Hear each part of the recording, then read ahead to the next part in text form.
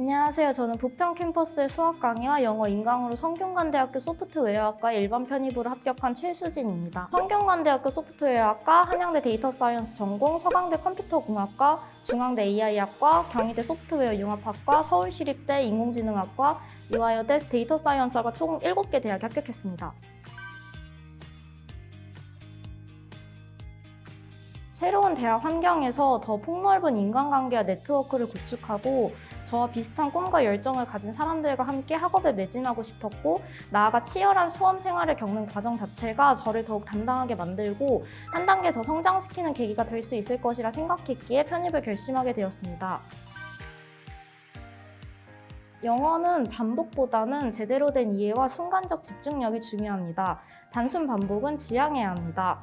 수학은 단순 반복이 좋습니다. 유형이 거의 바뀌지 않기 때문에 머리를 쓴다기보다는 손이 풀이를 기억하도록 하는 것이 효율적입니다. 머리보다 손이 먼저 나가게끔 공부해야 합니다. 영어는 생각하면서 수학은 몸에 익숙해지도록 공부하시면 된다고 생각하시면 됩니다. 상반기에는 우선 수학의 기본 개념을 익히는 데 주력했고, 영어는 기초 문법과 독해 실력을 안정적으로 다지는 것을 목표로 삼았습니다. 이 시기는 실질적인 점수 상승보다는 어떻게 공부할 것인가를 몸에 익히고 시험에 대한 감각을 조금씩 쌓아가는 과정이었습니다. 여름방학부터는 상반기의 개념을 익히다가 미처 이해하지 못하고 넘어간 부분을 되짚어보면서 수학 문제를 풀 때 어떤 실수를 자주 하는지 꼼꼼히 체크해 오류를 줄이기 위한 노력을 기울였습니다. 계산 실수나 개념 혼동, 잘못된 추론 등 스스로의 약점을 파악하고 개선해 나가는 과정이었고, 이것이 하반기에 큰 도움이 되었습니다. 하반기에 접어들면서부터는 제가 다져온 공부 습관과 기초 지식을 바탕으로 한층 집중적인 학습을 시작했습니다. 특히 영어는 방대한 어휘력을 갖추기 위해 매일 꾸준히 단어 암기를 진행했고, 수학은 실전 문제풀이 능력을 키우는 데 집중했습니다. 가장 어려웠던 점은 매일 스스로 만족할 만큼의 공부량을 꾸준히 해내는 것이었습니다.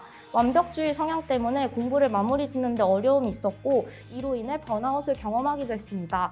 이를 극복하기 위해 매일 최소 공부량을 정해두고 그만큼만 해도 스스로에게 휴식을 허락하도록 마음가짐을 바꿨습니다. 이 목표는 기명편입 모의고사 범위를 기준으로 설정했기에 현실적으로 납득할 수 있었고, 꾸준한 학습에 큰 도움이 되었습니다.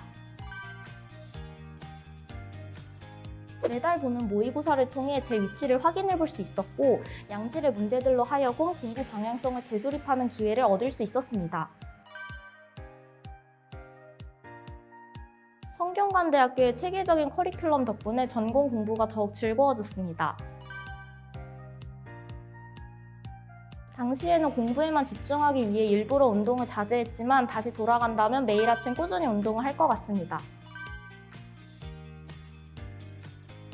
저는 하루를 아무것도 하지 않고 허비해 있다는 사실에 쉽게 불안해지고 스트레스를 받는 편입니다. 그래서 시간이 부족하다는 압박을 최소화하기 위해 아침잠이 많음에도 불구하고 최소한 오전 10시에는 반드시 책상 앞에 앉아 2시간 정도의 공부로 하루를 시작했습니다. 그리고 저는 공부가 너무 하기 싫은 날에는 노래나 드라마를 살짝 라디오처럼 틀어놓고 수학 문제를 반복적으로 푸는 다소 특이한 공부 방법을 사용했습니다. 하루 혹은 반나절을 통으로 날리는 것보다는 하고 싶었던 일을 약간 즐기며 공부를 하면 공부량을 어느 정도 확보하면서도 스트레스까지 해소 가능합니다. 우선 나는 어떤 사람인가에 대해 스스로 깊이 고민해 보았습니다. 과거의 경험과 목표, 꿈을 갖게 된 계기 등을 정리한 뒤 해당 학과에서 무엇을 배우고 싶고 어떤 활동을 하고 싶은지 구체적으로 생각했습니다. 그 다음 이를 대학과 학과의 인재상 혹은 교육 이념과 연관지어 풀어나갔습니다. 여기에서 나아가 입학 후 어떤 활동을 통해 아직 미흡한 부분을 어떠한 방식으로 보완해 나갈지 구체적으로 제시했습니다. 마지막으로 자기소개서의 문장 간 유기성도 고려하여 각 질문에 대한 답변이 서로 연결되고 자연스럽게 흐를 수 있도록 글 전체의 흐름을 설계했습니다. 저는 기출문제를 통해 교수님들이 편입생에게 요구하는 전공 지식의 수준과 범위를 파악했고, 최신 기출문제와 관연도 기출문제를 비교하면서 면접 질문의 동향 또한 함께 살펴보았습니다. 이를 통해 예상 질문을 미리 준비하고 이에 맞추어 자신의 전공 지식 또한 효과적으로 보완할 수 있었습니다. 또한 면접 특성상 서로 마주보고 대화하는 자리인 만큼 아이 컨택, 발음과 속도, 자신감 있는 말투도 중요한 평가 요소가 될 것이라 생각하여 면접 시 면접관과 자연스럽게 시선을 맞추고 너무 빠르거나 느리지 않는 속도로 여유 있게 답변했습니다.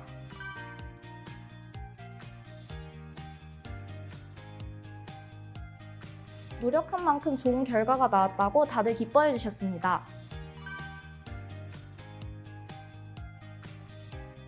편입은 수시나 정시에 비해 응시자가 적고 상대적으로 폐쇄적인 시험이어서 필수 정보가 외부로 잘 유출되지 않습니다.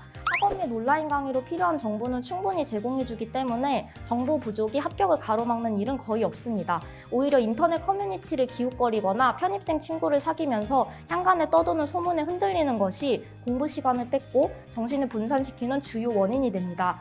그러니 불안해하거나 자만할 틈에 한 문제라도 더 푸는 것이 훨씬 낫습니다. 꾸준한 노력과 집중력만이 합격의 열쇠라는 사실을 잊지 마세요. 여러분의 합격을 진심으로 응원합니다. 저에게 편입이란 짧은 제 인생을 편입 이전과 이후로 가를 수 있을 정도입니다.